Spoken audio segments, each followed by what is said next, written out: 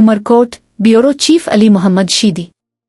Literacy के आलमी दिन 8 सितंबर 2025 के मौके पर समाजी तंजीम थर एजुकेशन अलायंस उमरकोट की जानिब से नॉन फॉर्मल एजुकेशन फैसिलिटेटर्स के असातिज़ा में टैबलेट्स तकसीम करने की एक पुरवकार तकरीब मकामी निजी गेस्ट हाउस में मुनक्किद हुई। तकरीब के मेहमान खुसूसी डिस्ट्रिक्ट इम्प्लीमेंटेशन कमेटी के रुकन मुश्ताक कंभर थे, जिन्होंने तकरीब में शरीक होकर थर एजुकेशन अलायंस के तहत काम करने वाले 40 असातिज़ा में टैबलेट्स तकसीम किए। खिताब करते हुए मुश्ताक कंभर का कहना था कि जदीद दौर में तालीमी शोबे को डिजिटल सहूलियात से आरास्ता करना वक्त की अहम ज़रूरत है।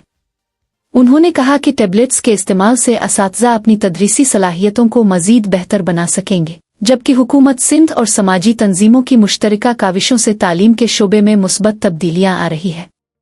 उन्होंने मजीद कहा कि नॉन फॉर्मल एजुकेशन प्रोग्राम उन बच्चों के लिए उम्मीद की किरण है जो किसी वजह से बाज़ाब्ता तालीमी इदारों में दाखिल नहीं हो पाते। इस मौके पर समाजी तंजीम के मीडिया कोऑर्डिनेटर विनोद शर्मा, जायद कंभर और दीगर नुमाइंदों ने भी खिताब किया। उनका कहना था कि टैबलेट्स फराहम करने का मकसद असातिज़ा को टेक्नोलॉजी के साथ हम आहंग करना और तदरीसी अमल को जदीद खतूत पर उस्तवार करना है। इस अक़दाम से नॉन फॉर्मल एजुकेशन मराकज़ में पढ़ने वाले तलबा को मज़ीद सहूलत मिलेगी।